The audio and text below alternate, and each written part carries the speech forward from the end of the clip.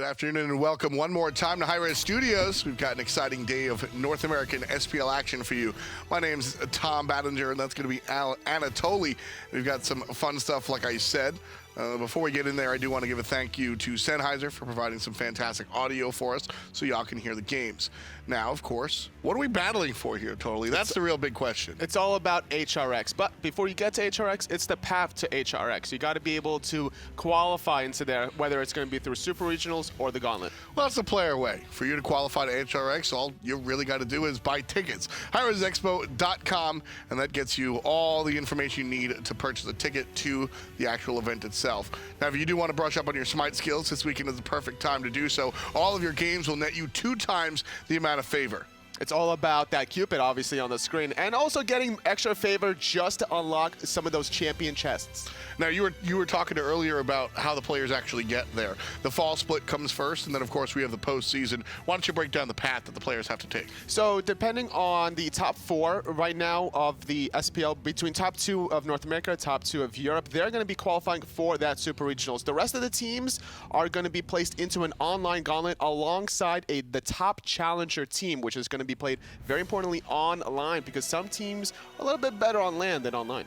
So at the 8 squads in our leagues, both North America and Europe, today being North American Day, you want to be on the top 4. So why don't we take a look at where our standings lie and where the teams are positioned right now, just 1 week in. United is on top. United doing a lot of work last week against SpaceStation Gaming, Luminosity finding a victory alongside Trifecta, and then a couple splits alongside. But today, it's a different story. It's week number 2. It's time for some teams to break away from the pack. Exactly. This is really where everybody's going to cut their teeth. I think week number 2 really sets a statement for a lot of these people involved. And why don't we look at some of the games that we're going to be taking on. We'll start off the day with SpaceStation Gaming. After a lackluster performance last week, dropping 2 games to a team that I think a lot of fans probably didn't expect to happen. They'll be taking on SPL GateKeepers, who this is a squad that got into the Pro League by way of relegation. And I think this, yesterday, I think Aggro called this a litmus test or absolutely a measuring stick to how true was SpaceStation's performance last week, and vice versa. What is going to be the real look for this team? And then, of course, after that, we have ALG versus LG. It's going to be interesting to see if that to wrap things up in the day is going to be Kapow against Noble. I know you like that one so much. And then to wrap things up, it's United against Trifecta. A lot of interesting matchups. But the second set of today, Luminosity Gaming against ALG here, should be a spicy one. ALG kind of faltered a little bit in the beginning of that set. They dropped the first game, won the second one, got a split at the end of the day, and I'm expecting them to kind of rebound here in week number 2 against such a formidable opponent of Luminosity. There's a lot of ALG fans out there, and for good reason. There's a lot of nice names on this team. You're talking Met Yankee, you're talking Weekend, you're talking Cyclone Spin. These guys aren't supposed to be on a bottom-end team, but I highlight the term supposed to because, well, their performance just hasn't been there. I think the biggest change that this team is seeing going from the beginning of the year to now is switching their hunter and their mid laner. Met Yankee kind of tested his shot in the mid lane. I don't think it landed. So switching over there with Oceans, I think, is a better look, and I think they already look strong enough to take on LG? I think that as long as they learn from their mistakes in the previous set against SPL GateKeepers, then they can surely find at least one victory against Luminosity. It's not going to be an easy task at all, especially against a dueling out of Luminosity. The calls between Barra and Jeff are just always leaning towards that long lane. Oh, man, look at this play right there. Just Barracuda going off. And Barracuda and Jeff have been the long-standing staples of this squad.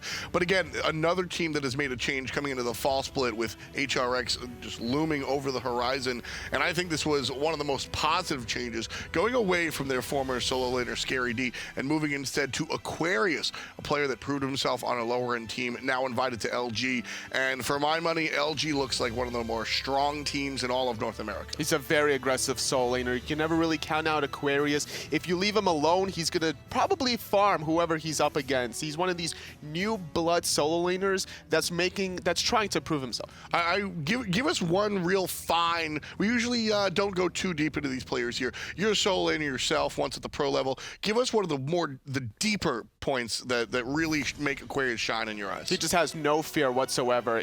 He doesn't necessarily respect the person that he's against, but he doesn't disrespect him either. So he's always looking for that little edge, and if he has an opportunity to tower dive somebody, he's going to do it just to say that he can. And again, Luminosity picks him up because of his fantastic ability to team fight. So I think that should be a good look. Luminosity known as a squad that really likes to farm out and then just go all the way in and look for those fights. So Aquarius certainly should fit in there and prove to be a formidable opponent to Cyclone Spin. Now moving on to our first match of the day. This one I'm really excited for. SpaceStation Gaming versus the SPL GateKeepers. Now the SPL GateKeepers, another team led by PainDeViande. If you've been a long-time fan of the Smite Pro League, you're used to PainDeViande, a support player, coming in, getting 4 rookies and then pushing forward and somehow finding success.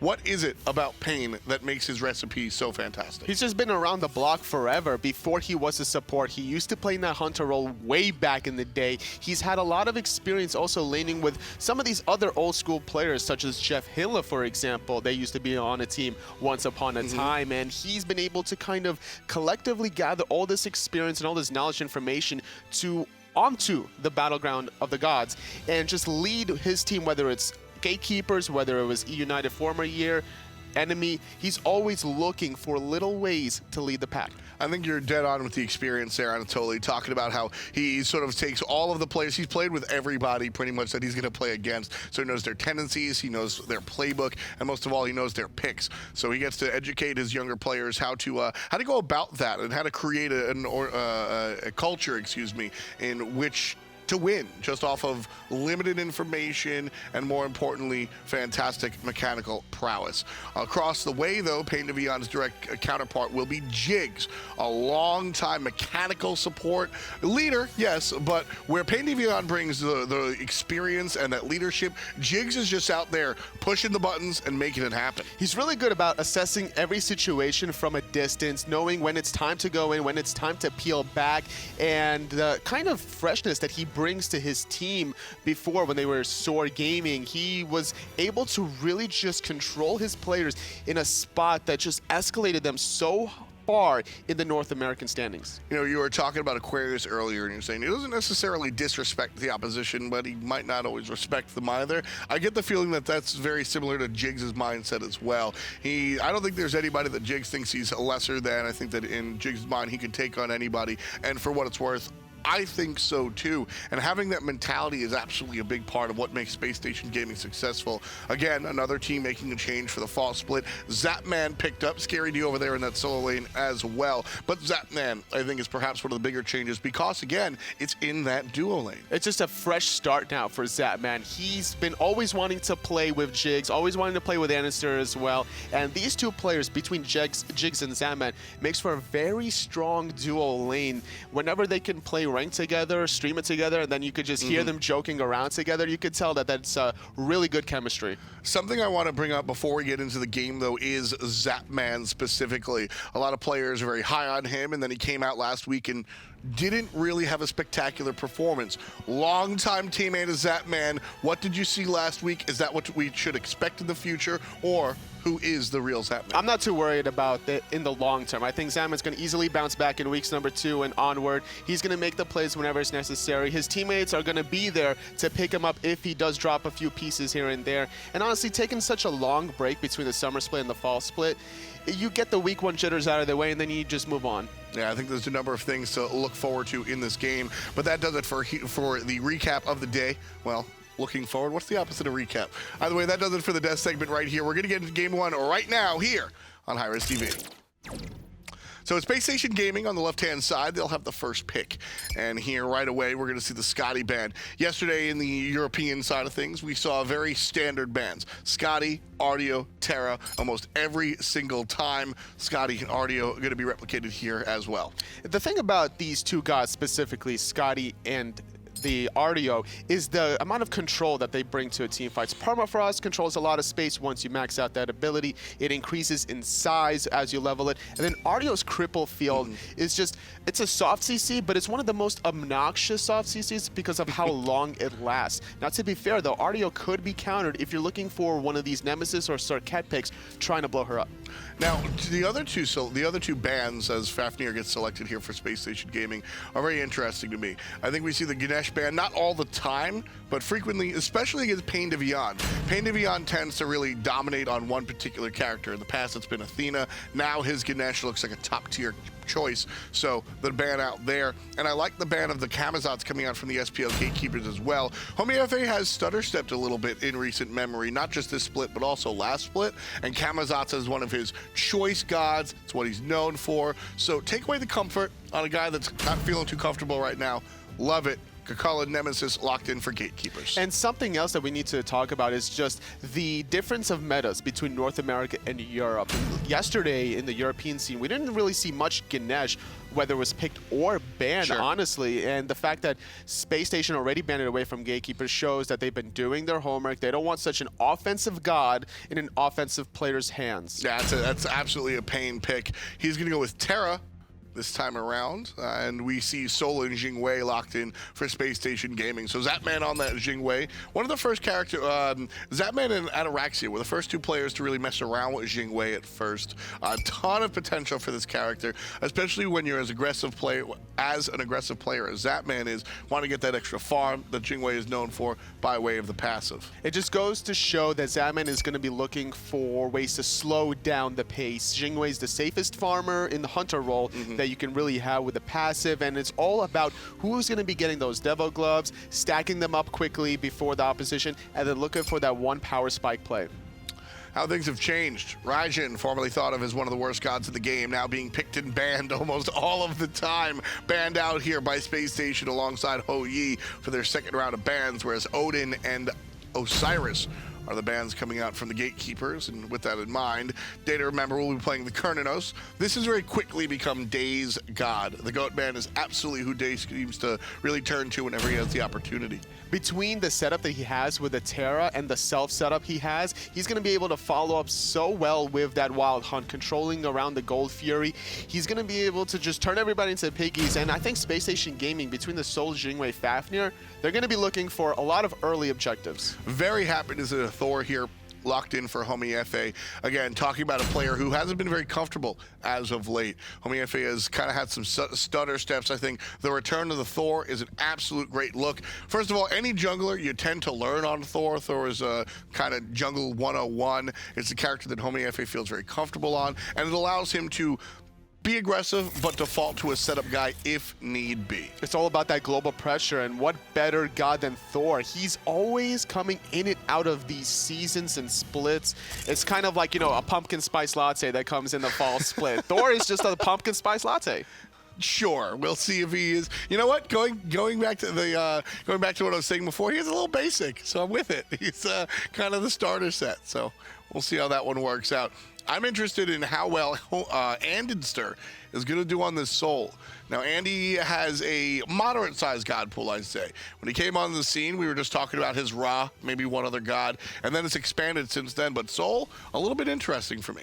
It's not his typical Ra, Scylla, you know, the once-in-a-blue moon Hades that makes that insane play. I love the Hades. It's all about the team synergy. Sol with Fafnir, melting objectives. You have Jingwei for the mid game. I like the idea that SpaceStation has, not necessarily always putting this high burst wombo combo god in andinster's hands. Now, Thor, one of the stronger characters to fight at level 1. Passive obviously being the reason. And Scary D on this Hercules, another strong level 1 player. Driving Strike, if you take it first, is really a devastating ability. Nemesis, even with the Bluestone, I don't know if I wanted to fight in the jungle, but looks like SPL Gatekeepers are ready to take this fight as SpaceStation are kind of pushing up here. One of the strongest 2v2s that you'll ever have are in SpaceStation's hands. The way the Thor passive works, the more guards there are, the more power he's going to get. MandoWarrior already taking a lot of damage. Driving Strike.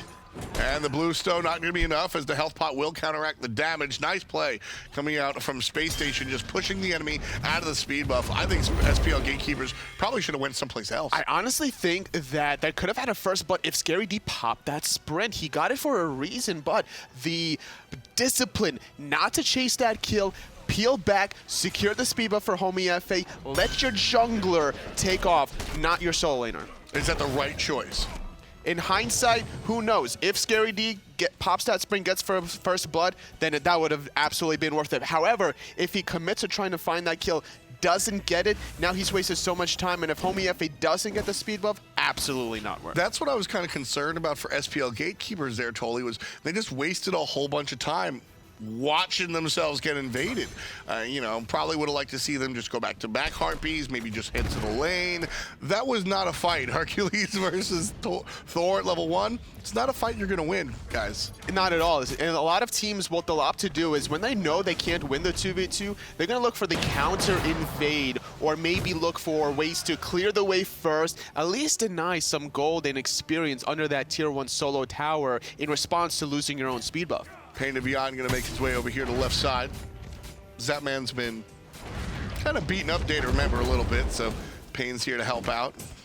Just hitting him with those rock hands, honestly. The purple buff is still available for SpaceStation. That's exactly where DayToRemeber is going, unless he's thinking about invading this. Nice knockup. DayToRemeber taking a lot of damage. Zapman, he's thinking about committing. Oh, but he's going to get leashed out. There's a nice beads. Still looking for the kill as Andy's making the rotation all the way from mid lane. That's going to be the hit. That's going to be the kill. First blood for SpaceStation Gaming. And that's the Zapman we've come to expect. And that's the sprint coming out of Jigz. The offensive mindset here coming out of SpaceStation Gaming. A little too ambitious was GateKeepers not respecting the counter rotation coming out of SpaceStation to defend their own purple buff. Yeah, I mean, the aggression out of the Hunter is really, I think, what made that, you know, going back to even wave 1 and 2, we saw Zapman just poking down DayToRemeber with basic attacks. He's going to heal it up with potions, but knowing that their rotation is able to come in a wave or 2 after that, that's all he's thinking about. So DayToRemeber did a Season 1 Zapman play. It's like, all right, we got the lane pressure. We're going to invade the purple buff. Zapman's thinking to himself right there. He's like,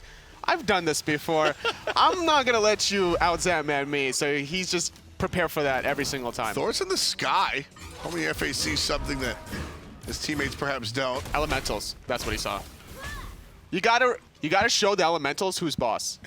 That's what it is. Realistically, I think Homiefe is using his ultimate there for vision, perhaps, to see if anybody's local, anybody's going to come to them. Is that really the choice? The choice was to focus out ManRay. He's rushing the Book of Thought. He has a very big lack of mobility, but no lack of mobility for SpaceStation as they're trying to dive this. Yeah, ultimate on Zapman, he'll head right back to base already with the red buff, it looks like, successfully being stolen by SpaceStation Gaming in just like a blitzkrieg. No, actually, DayToRemeber picks it up. I see there. It dropped to the floor. Yeah, whenever you see the gray icon, that means it's for the Chaos side. So therefore, SpaceStation, they attempted it. They had the right idea and mindset. Unfortunately, not proper execution, just slightly mistiming their damage. Andinster here.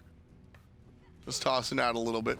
Now SpaceStation with that botched invade, not too much really lost because they went for it all at once. If they were sitting around and trying to hang out and make a real calculated play, I'd say, I think it'd be different. But everybody sort of coalesced, showed up, blew their ults, and then walked away. I don't think Zapman's going to need his ult anytime soon. Neither will Andy. But SPL GateKeepers, excuse me.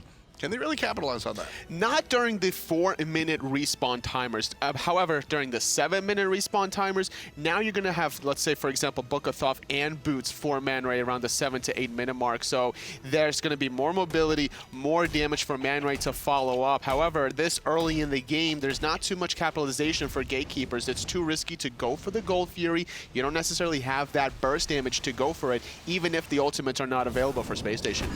Well, SPL GateKeepers does look like they got a little bit of a one-up on SpaceStation, stealing their enemy's red buff. That actually was confirmed by SPL GateKeepers. So a nice little counter invade coming out from the former Challenger Cup team. Still trailing by about 1,000 in 5 minutes.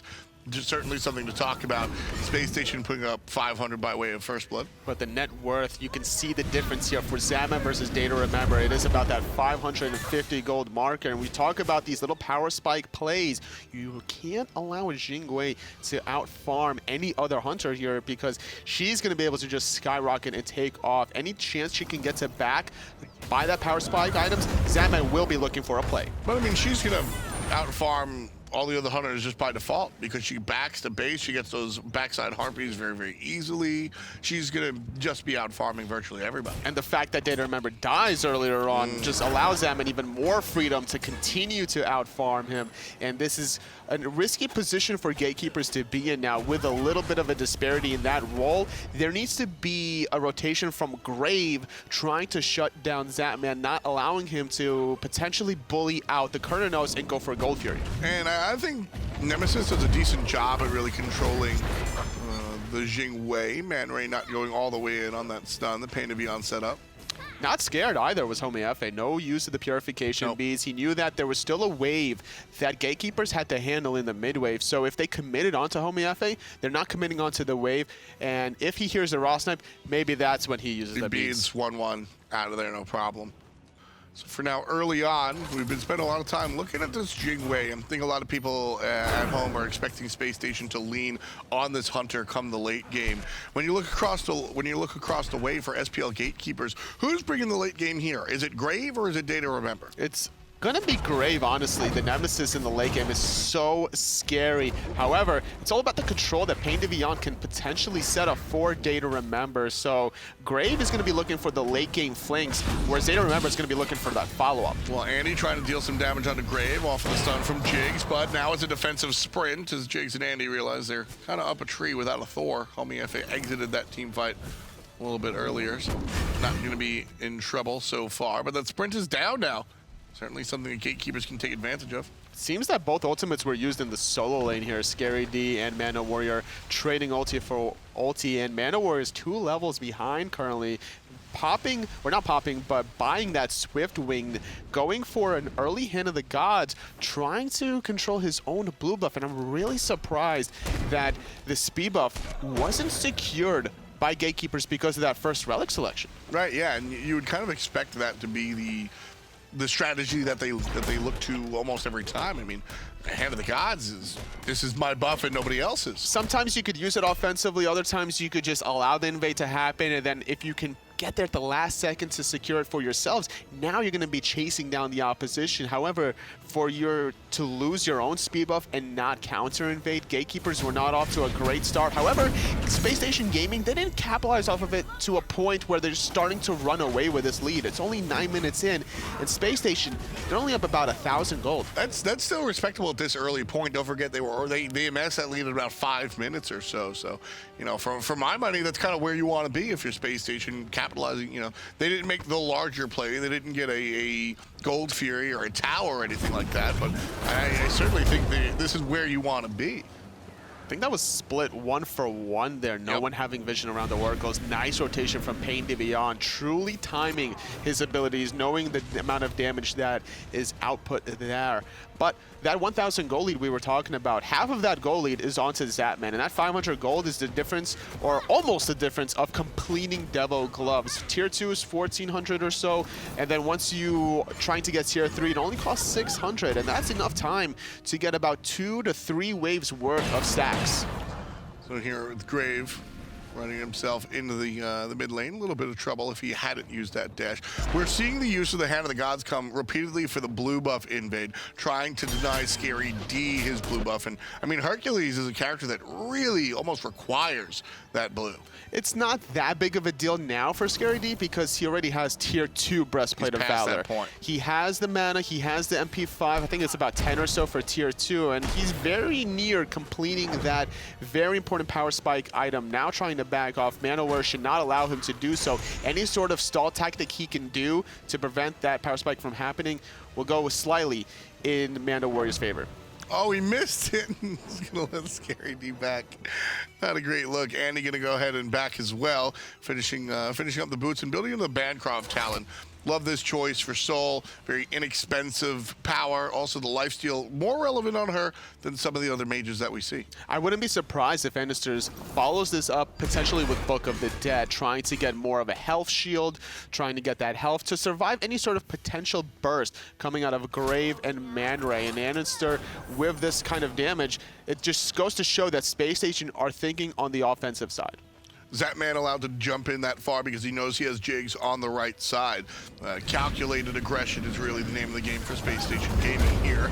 And he gets stunned out, but stunned out of Grave. Love the help out from Homiefe there as he stuns the enemy. PainDeViande in a little bit of trouble now, brought down to about 70%, but still healthy. Stellar Burst gonna chunk him out. Supernova for good measure, Whoa. hitting a lot of that. The double tap on the mark, but not teleporting to it to confirm the kill with that Berserker Barrage. I thought we were going to see the wall, the tectonic rift, the wall, the double tap, and then a confirmed kill. But I think it was on cooldown. Still on cooldown from the help out of the stun on Grave. That's right. The damage was done on Grave earlier on. There was a lot of cooldowns. MandoWarrior going to use his cooldowns while he's still in that rage form. Might as well use it out because it takes a bit of time to build that rage meter anyway.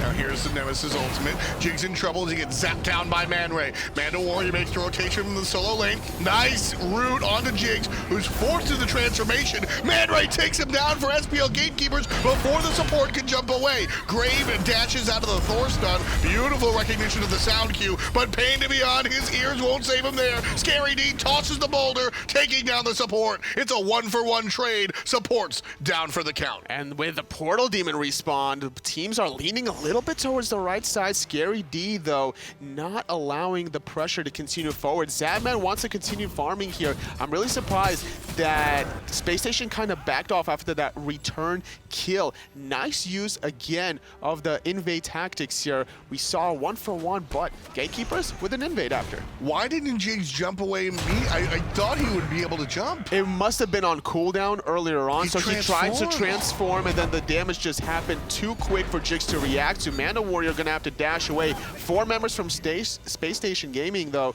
trying to chase down 3 from GateKeepers. PainDeViande's not there without an ultimate. Surprised they don't push on. Nice stuff coming out from the guys on SPL GateKeepers. It's that trust. It's that trust. ManRay just let it fly. He lets the ultimate fly. I don't think there was any crowd control even in that situation. Watching the players come into the mid lane out of the jungle, just lets the ultimate fly, brings down Jigz very low, and then just times the #1 coming out from the Ra perfectly, taking down Jigz. Scary D in a lot of trouble. He's getting dove under that tier 1 tower. Nice Nice stun. stun. Boulder off the wall, but it doesn't connect back into MandoWarrior. If that bounces back, that would be a return kill, but Homiefe, just a little bit too late to find this return kill. Yeah, just a hair out of range, unable to really go ahead and play cleanup. So he'll land just for the farm here. He needed to snap ulti that. Like, as soon as he went in the sky, he had no time to really aim it. He needed to max distance, throw out that ultimate in anticipation that he would connect onto one or the other, and then just hope that his stun hammer would do the job. And not going to be the case here today. SpaceStation sneaking around into SPL's jungle, but with that exchange, SpaceStation's 1,000 gold lead now cut down to about 500. Even though Jigz and PainDeViande both trade out, SPL GateKeepers able to come up there net 500. It's a nice play for them. And again, talking about these guys coming up, sort of clawing from the bottom up and looking pretty good about it. ManRay, definitely a transformation player. He's been playing in the Challenger Cup and the lower end scenes for a long time. We're talking years here, totally. And now starting to look like a stronger player. Also going for a very interesting build, trying to rush what looks to be an Obsidian Shard very early in the game, about 14.5 minutes in. It's not something typical you would see out of your Raw. You would rather go for that Spear of Desolation. I don't know. I think this is kind of the go-to mage build. I feel like it looks a little different because he started the Book of Thoth Rush, which ManRay likes to take credit for. I don't know if we want to give it to him or not. But power, boots, penetration to Hootie. That's sort of like Baby's first mage build, right? So seeing the Obsidian Shard come online early, that's just Nice. That's a benefit for him. I like that. Still more aggression in the soul lane. That's kind of what they just do, honestly. But Zapman taking a lot of damage. Forced to use that Aegis, trying to get away. Wild Hunt just barely clipping the bird. And ManRay looking for it just in case Day wasn't going to be enough. Looks for the ultimate, but DayToRemeber turns up. Nicely done. Zapman with the classic Zapman Aegis, saving his life by an extra second or two. But that window, that's all SPL GateKeepers needs to look for the Gold Fury. They don't have the raw ultimate, so they have to be careful. Still, going to secure the objective here. Homiefe wants to fight, stuns out two. Grave dashes forward, but that'll be that. The call to retreat is on. And lead change. SPL GateKeepers now leading this by 1,500. Really good use of taking advantage of that one player def. It doesn't matter if it's Zapman or almost any other player in the game. GateKeepers needs to make that play happen. It's a 5-on-4 power play for about 30 seconds or so, with the respawn timers increasing as the game progresses. And Season 4 SPL has been the closest of competition between both North America and Europe. This is the first Gold Fury of the game at 16-minute mark. Yeah. Remember PainDeViande back in Enemy and E United? He would call these like 5-minute goals. 4-minute golds. Just no fear, no hesitation whatsoever, but there's so much risk involved in trying to make these calls now in Season 4 that every little meticulous play has to be calculated. Fight fire with fire. It's the SpaceStation looking for a portal demon of their own, but ManRay. I love one of the things that I really like about ManRay, and I like watching. I like when raw players do this. Lets the ultimate fly so often. Such a low cooldown on that ultimate. Use it. Just use it, because it's going to be up relatively soon. Tier 1 tower taken by Zapman over there on the left side, nice and early at about 1650. It's not necessarily all about the gold on the left side tower. It's more about the position and the control now that SpaceStation have. It's going to be very difficult for DayToRemeber to ever really push past that half-point marker and then get back into safety. He's going to travel all the way back to his Tier 2 if he's in trouble. Jigz right here getting rooted out by Pain. Pain just wanted the double dash. That's the only reason he drops that. Gets on through there, no problem. It's also about trying to proc out that Traveler Shoes, that extra 30 gold. As long as he can constantly use that on every single player, he's going to be trying to outfarm his opposition. If we look at the net worth real quick on the left-hand side, once we switch that for player damage, looking at the two supports here, Fafnir and Terra, they are very close here, but that Gold Fury from GateKeepers is what's bringing Pain slightly above Jigz. Yeah, it was a wonderful call. Like you said, you got to notice these small windows of opportunity. That's really what's going to do it for you. So taking a look at our Hunter builds, though. Very standard stuff coming out. The boots into the Devo gloves. Both these characters really love to swing their basic attacks, and now building into the crit. The return of the Critical Strike Hunter is here. Welcome to this Fall Split Season 4. Nice dash from PainDeViande, not going to take any damage from that Stellar Burst. Not necessarily having any sort of crowd control reduction, but the thing about the Tectonic Rift is it's a very low duration stun when it's only level 1 or 2. So as the game progresses and that Thor gets higher and higher level, that Stellar Burst will connect. Nice kick by Scary D, pushing MandoWarrior right into the clutches of SpaceStation, but it took everybody a little bit too long to react. Jig stuns out DayToRemeber, who makes the rotation from the long lane, but Scary D can't catch up. Sprint popped as Homiefe lands down on nobody. SpaceStation Gaming looks discombobulated. Nobody really on the same page here, Toli. The stun not on the mark from PainDeViande either. Homiefe hesitated. We saw DayToRemeber stunned out by the hammer from Jigz. He was in range to hit that Anvil of Dawn because he used it around that portal demon, so he could have easily switched on the left-hand side. But Scary D, no hesitation, gets a blink stun onto Grave. However, the rest of SpaceStation get the Tier 1 mid instead. That's what this play was all about. Just occupy SPL GateKeepers on the right side jungle while Zapman takes care of the tower, and he might be punished for it, and he is. Grave takes care of him with a nice slice and dice. Over the top comes Zapman, looking more defensive than anything else. And the flip kick by Scary D, not on the money. So SPL GateKeepers have the power right now, 5 versus 4, and it looks like they're going for the objective in the jungle. The Portal Demon is on their schedule. That was a perfect positioned ultimate from MandoWarrior, knocking up 3 players, follow-up from ManRay, follow-up from DayToRemeber. Those huge AoE ultimates just obliterated andinster. He didn't even have time to really use that Aegis, because once you're in the sky from that knockup of MandoWarrior, you can't use those relics. All right, man. Give us the Slick Tolly scouting report here for the solo. How you feeling about MandoWarrior? Rookie season coming into the SPL. Honestly, not a very known player, even in the lower ranks. How you like watching him so far here in week 2? His team fight has been very impressive. He took a 2-level deficit back now to drawing it out even at 17. And I think that he's very comfortable about slowing down the game. He's not going to be looking for anything flashy quite yet, at least from what I've seen. But he's not going to hesitate to pull that trigger. Yeah, he's a self-described player of the meta. He said before, he's like, yo, man, you're gonna see me play like Bologna and Chulainn and the stuff in the meta. But I like the way he's doing it. He's just, not trying anything, like you said, not trying anything flashy or crazy, just coming to work, clocking in, and absolutely doing it correctly. Right now, there's no need to. He's playing like a Chulainn who just thrives off of team fighting. There's not much you're going to do in the solo lane anyway against a Hercules. He's going to be able to out-sustain you every single time unless there's some really botched engage or mistake from Scary D. So I'd rather see MandoWarrior just wait to impact the team fights as opposed to Scary D. And so far, that one ultimate is the exact results of that. That's what Chulainn sort of does. We've noticed he's not really the guy that goes off and farms everybody, but frequently yesterday we saw Zelia play Chulainn very well. Just you get to the back line, you get a nice knockup that sets everybody on the squad up. And we've looked towards ManRay. He has that trust. Again, I think that is, sure, you got to give ManRay credit to himself.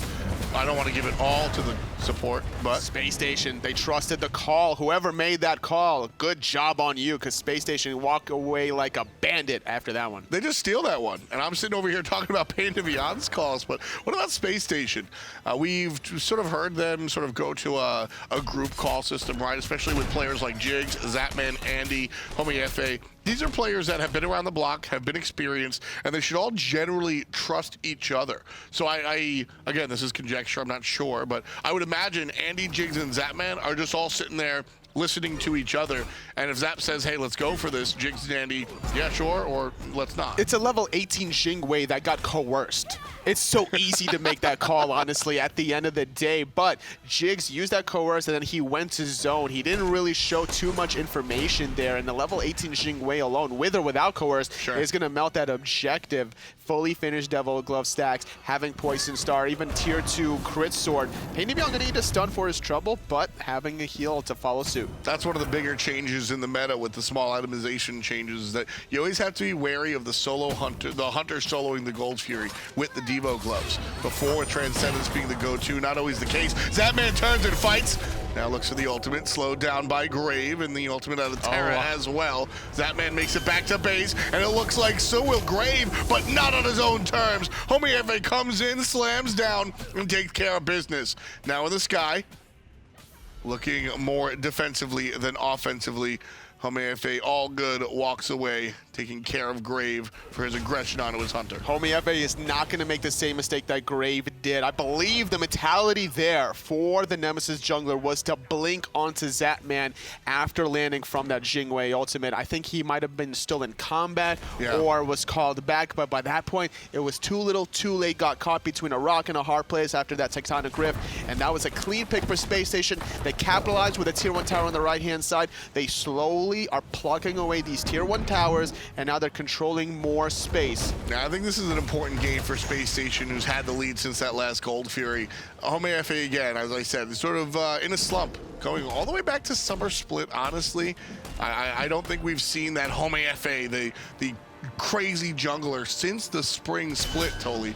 It's been a while, and I think this Thor game is very important for him. He's very young. You got to think about it, right? Whenever you're a very young player, you start the scene very reckless, very flashy. You're trying to make the plays. You know, sometimes it works in great success, and other times you go out in a blaze of glory.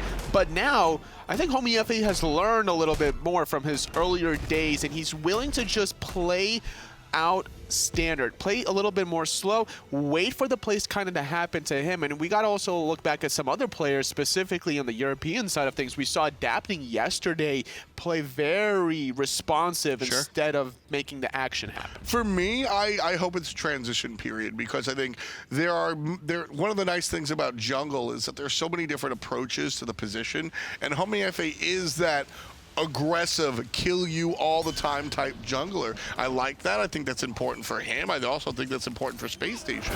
I would much rather know that this is sort of a transition period and see him go back to Homiefe. Portal Demon looking to be this conversation for SpaceStation Gaming. MandoWarrior comes in, gets in trouble himself. He's almost dead. Homiefe in the sky looking to clean him up. The stun is strong, but there's a nice shell to save the solo. Transformation is good as well. He's doing a lot of damage onto Scary D. Gray falls, but not until Scary D gets respawned, and in the back is andinster trying to kill DayToRemeber. He's caught in that blue buff. He's going to take a spill. 3 for 1. Zapman trying to chase out ManRay. He's going to escape under that tier 2 tower, but PainDeViande, as soon as Zapman turns around and figures out what's happening, that's going to be the 4th dead member. And there's Pain, yeah, like you said, turn around. Jigz is the one that ultimately claims the life of PainDeViande. 4 players down. ManRay, the only one alive, does have his ultimate, and that is relevant information as he has not gone back to base. Fire Giant already down to half HP. ManRay has to run if he wants to get there. He will be way too late. The Fire Giant goes to SpaceStation after a fantastic team fight.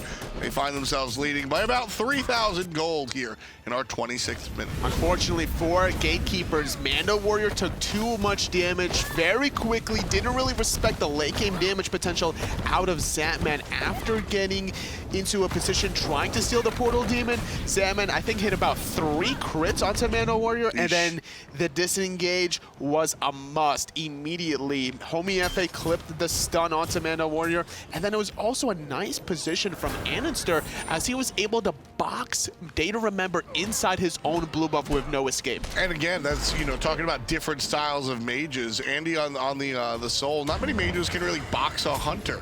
Zapman solos the Gold Fury here, just every objective taken. And a shout out to that call, that play call, that sequence, excuse me. Fire Giant goes down. Andy knows they have enough damage, goes to the tier 1 tower, the tier 2 tower on the right by himself. Zapman goes to the Gold Tree by himself. There's no threat at the board. Everybody knows they can split up instead of needing to group up. That's that veteran experience. They've been around the block. Because of it, SpaceStation up, what is that, 7K? Wow. The game was just basically only a 1,000 gold lead for a majority of it. I think it was at about the, what was it, the 16-minute mark that we finally saw the first Gold Fury that was done by Gatekeepers, and then SpaceStation followed suit shortly after the respawn of this one.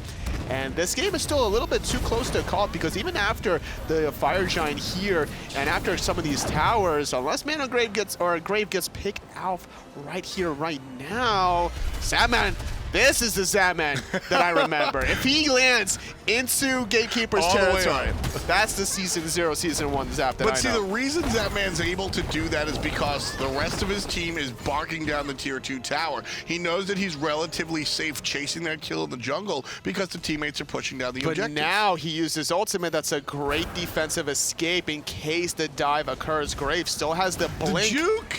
I love that play. SpaceStation looked like they're going to clean up the tower. That pushes SPL GateKeepers to the left side of the map, but instead they're focused on the Phoenix. Jigz gets very low. The ultimate from Ra off the money, but MandoWarrior all the way home. Homiefe, however, the first one to score, taking down the solo laner. Homiefe goes to the sky. Where's he going to land? Backside. 1 down, 1 to go. PainDeViande's going to be the better part of the double kill for Homiefe. That's number 11 for SpaceStation Gaming, and with only ManRay to take care of the defense, I don't think this one's happening for SpaceStation. For SPL GateKeepers, looks like they're taking this one. No, ultimate for ManRay. Titan going down very low. Jigz having to retreat, but that Titan will fall eventually, but it is getting there. ManRay does fall to andinster, as does the Titan. SpaceStation walking away with the first victory of the set.